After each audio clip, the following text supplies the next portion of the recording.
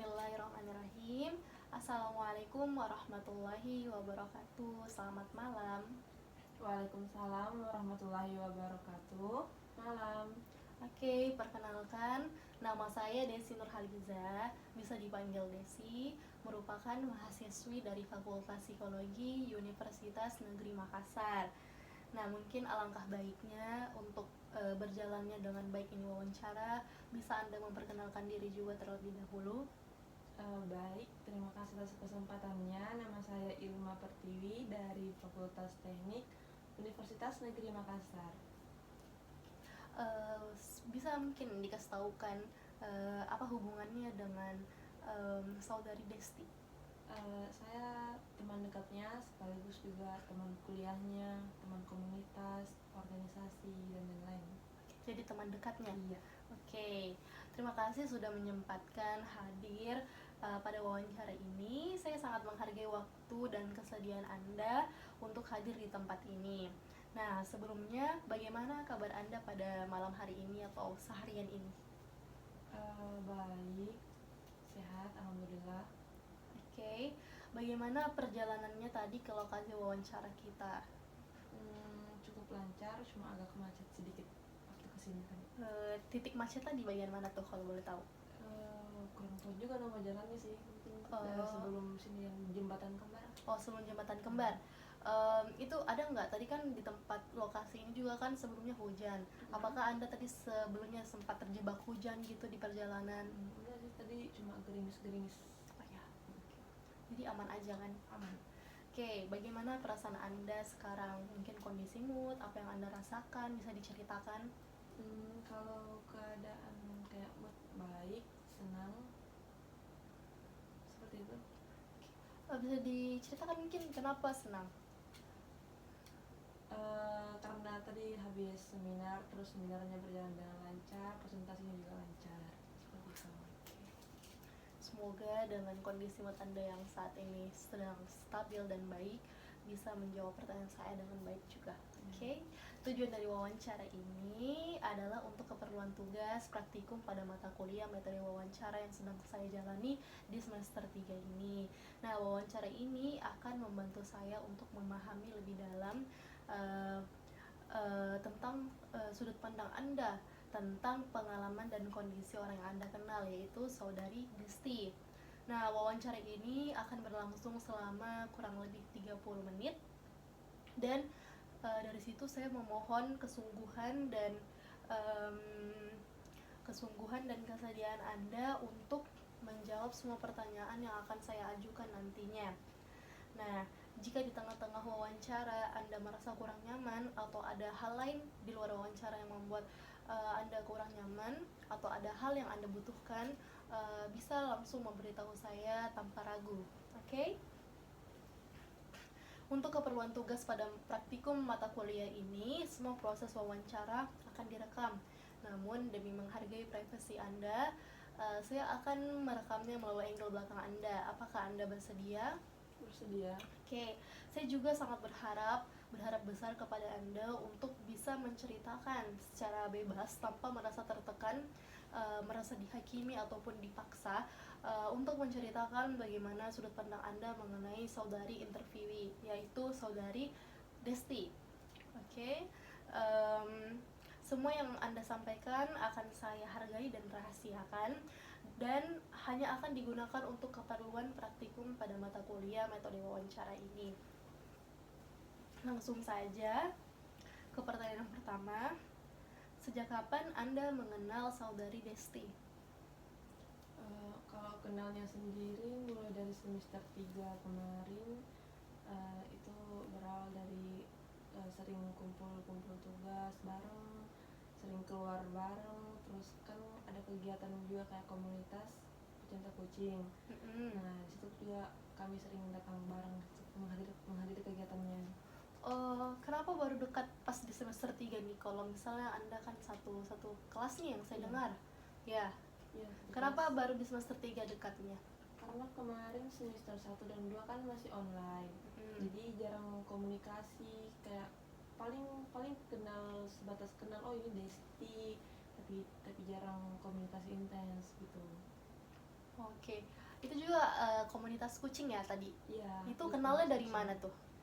Kalau komunitas kucing sendiri kenal dari tahu dari Instagram.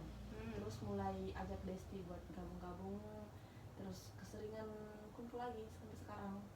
Kayak ada acara street feedingnya, jadi bareng-bareng lagi gitu. Oke.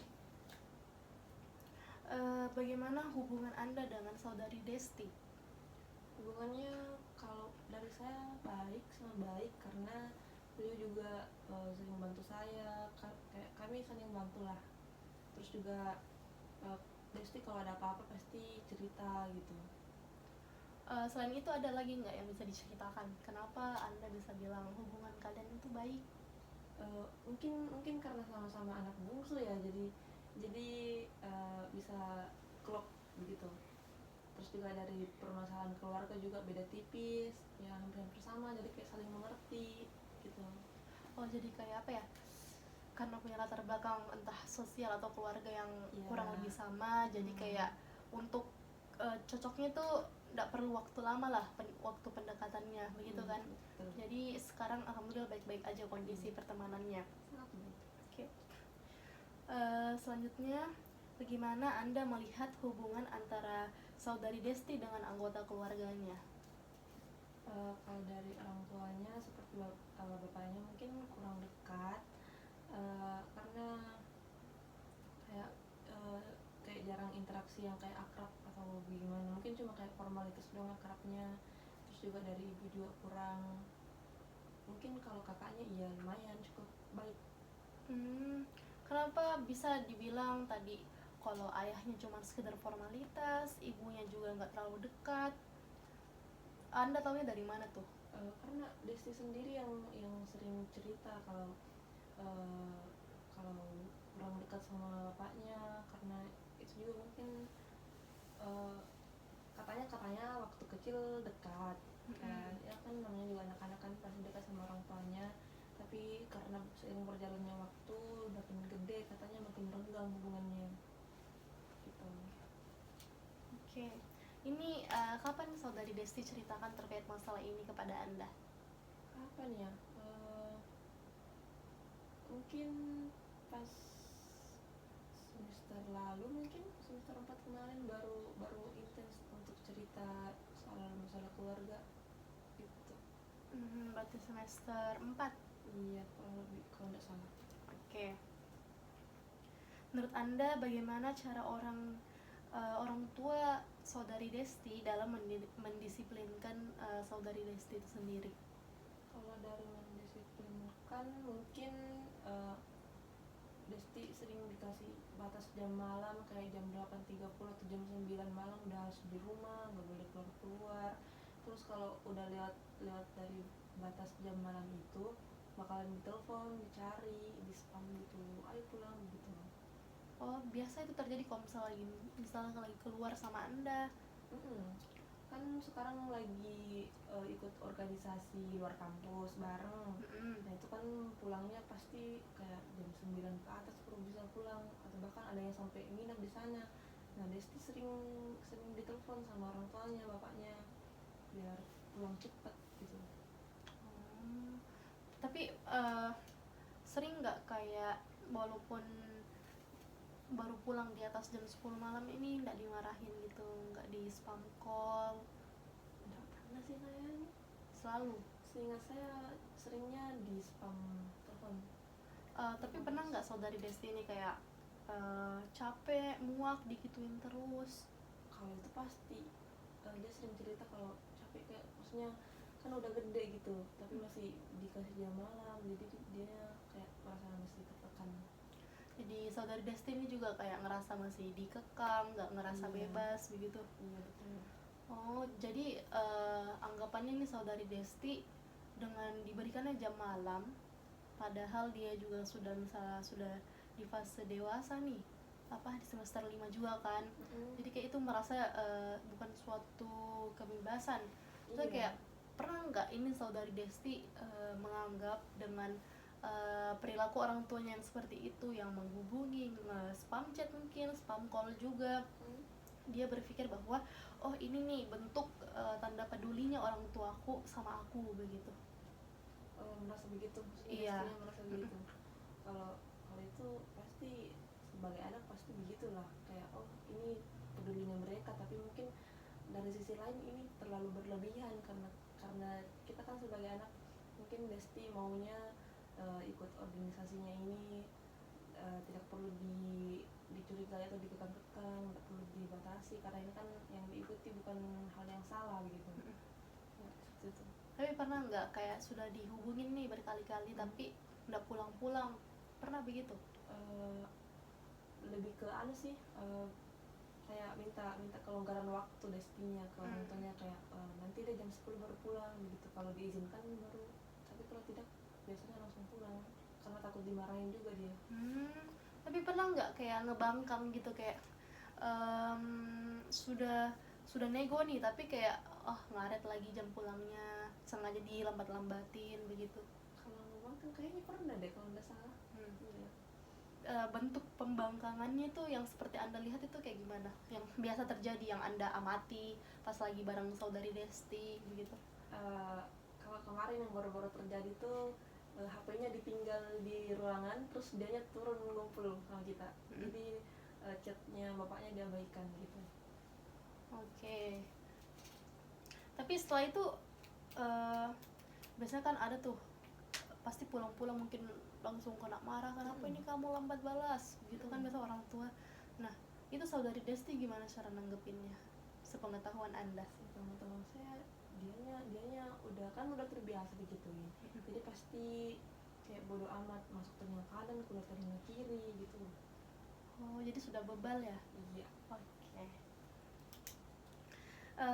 Bagaimana hubungan sosial saudari Desti di lingkungan sekolah menurut pandangan Anda? Lingkungan sekolah atau kampus? Lingkungan sekolah dulu baru kampus mungkin. Kalau di lingkungan sekolah, Desti pernah cerita waktu SMP kena bully, tapi pas SMP kayak introvert, terus di SMA udah mulai baik, udah mulai kembali ekstrovert, terus di SMA juga sekarang sangat-sangat ekstrovert begitu, karena gampang berbaur juga, terus kalau ada teman baru juga dia aktif nyapa gitu. Kuliah maksudnya tadi? Iya, yang pas kuliah. Oh ya. Tuh. Tapi selain itu ada nggak yang bisa diceritakan lagi terkait ini hubungan sosialnya? Sekarang belakangan ini juga kan ikut organisasi kampus yang saya sebut tadi, yang luar kampus maksudnya. Nah di situ kan di semester lalu kan Desti nggak ikut kayak organisasi begitu ya, tapi sekarang sudah mulai ikut karena mungkin beliaunya mau mengembangkan relasi lebih jauh dan mengembangkan ya sosialnya lah.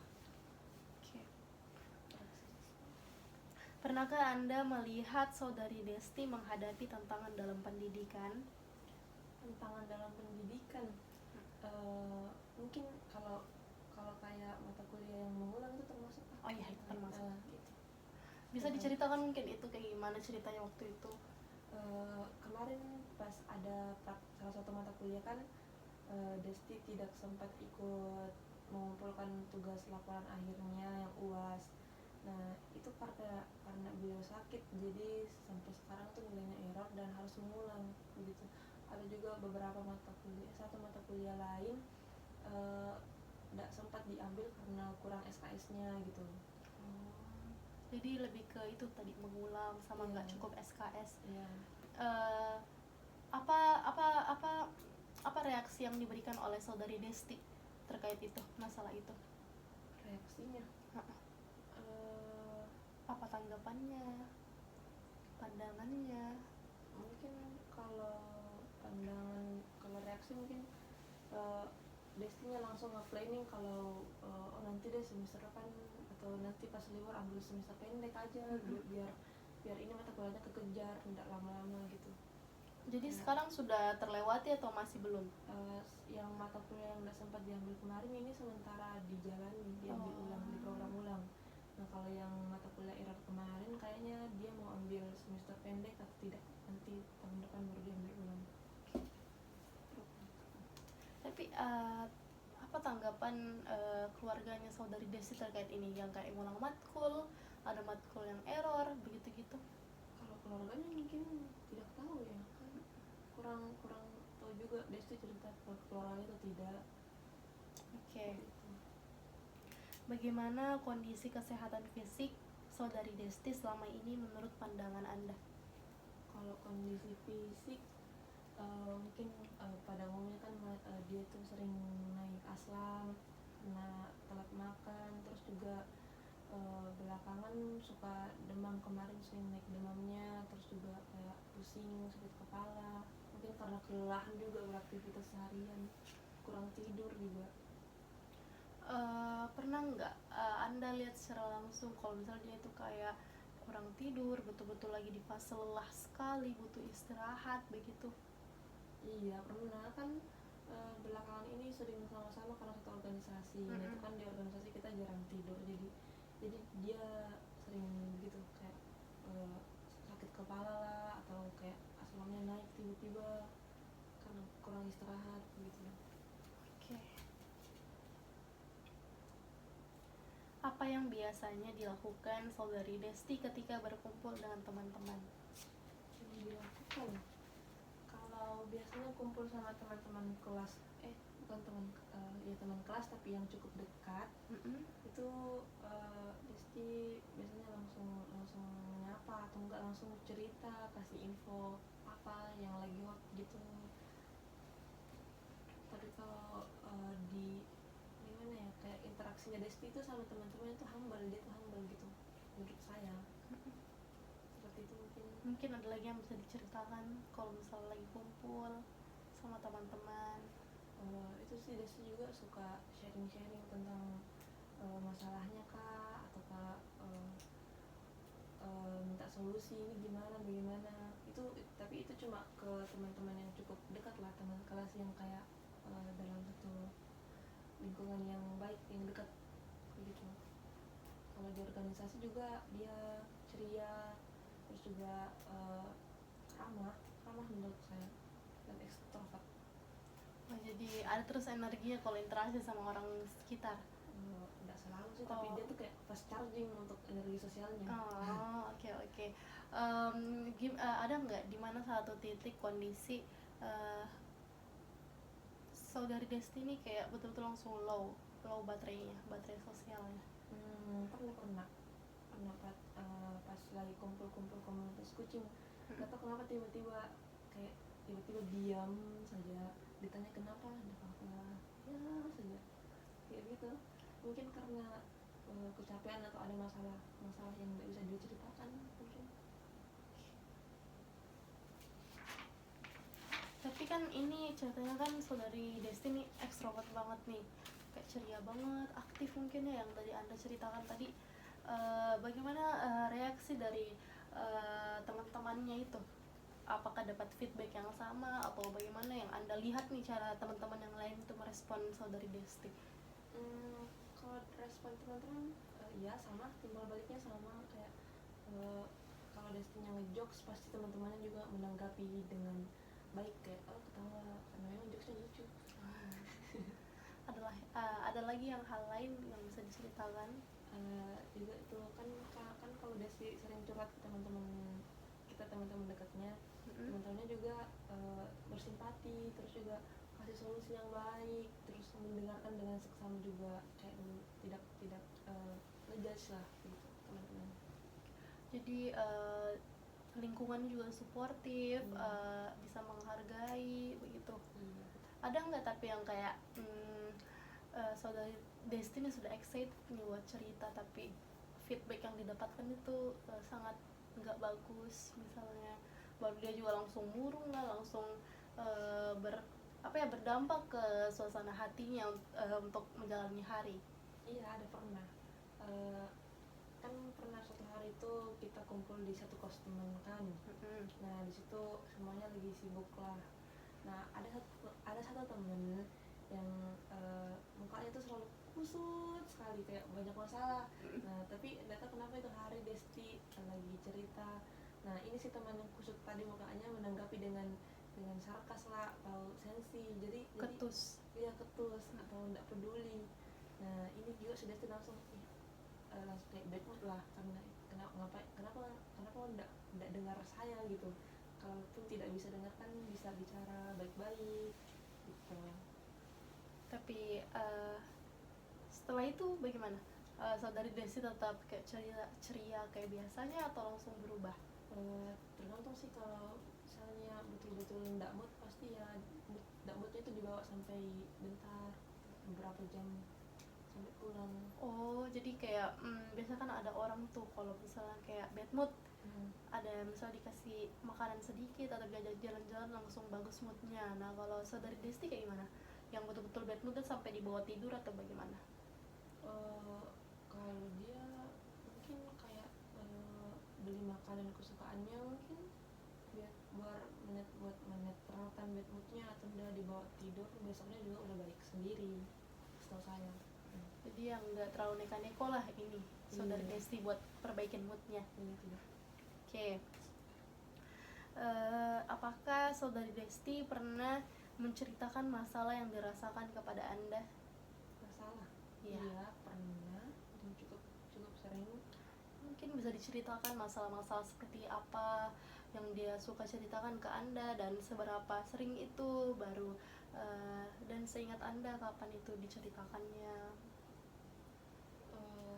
Kalau dari masalah mungkin itu sih masalah keluarga, yang kayak bapaknya selalu nelfon suruh pulang, terus juga orang tuanya mamanya kakaknya yang suka fitnah Desti, yang suka mojokin Desti, kata-katain.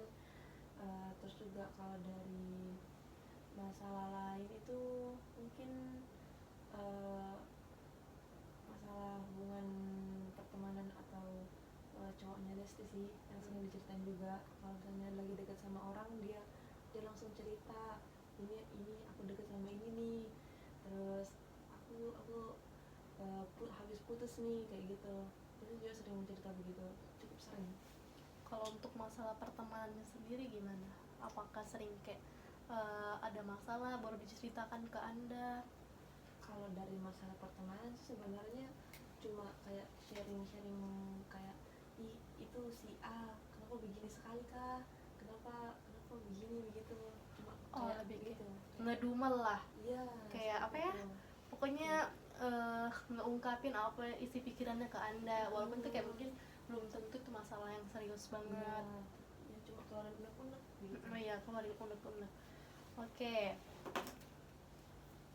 Kalau tadi yang masalah mungkin bagian percintaan, itu tuh biasanya masalah-masalah atau konflik seperti apa yang ada di hubungannya yang biasa diceritakan ke Anda?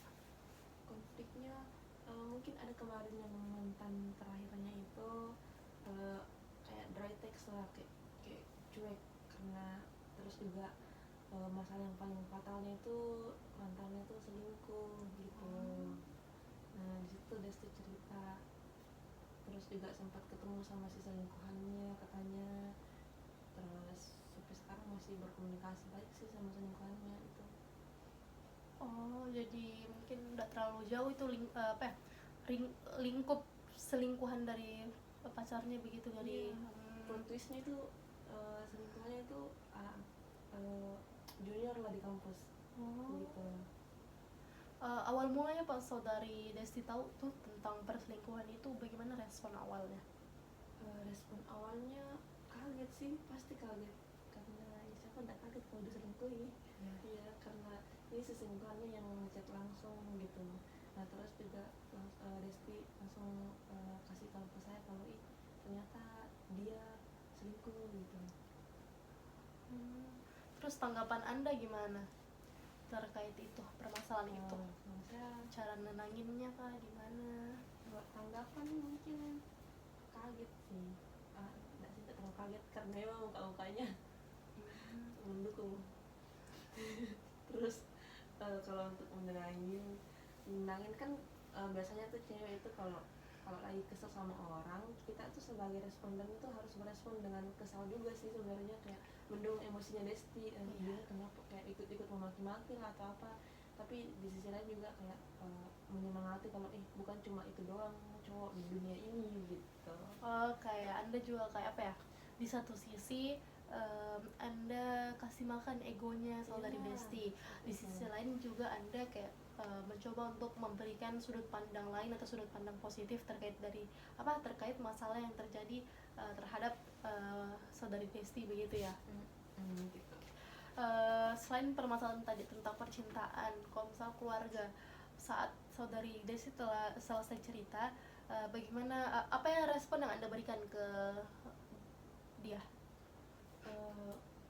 Kurang lebih hampir sama begitu sih, kasih makan egonya dulu, terus di ya di apa namanya, dikasih sudut pandang lain, kayak ditanya-tanya lagi kayak kenapa begitu kak, betulan dimarahi kak, ataukah bagaimana konsekuensinya kalau tidak pulang cepat, kayak kayak ditanya lah bagaimana kondisinya gitu. Tapi kalau sejauh ini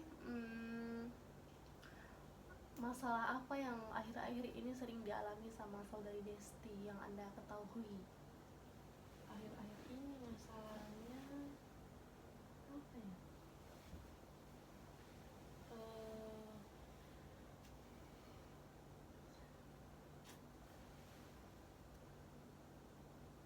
Kayaknya lebih ke aduh saya lupa lagi. Okay, take your time. Masalah ada masalah eksternal dengan senior di organisasi mungkin. Oh ya, mungkin menarik ini, kayaknya mungkin bisa diceritakan juga. Begini mungkin kan ini sedikit masuk organisasinya ini karena teman Instagramnya. Ya. Nah ternyata ini teman Instagramnya itu senior yang cukup galak lah di organisasi itu. Nah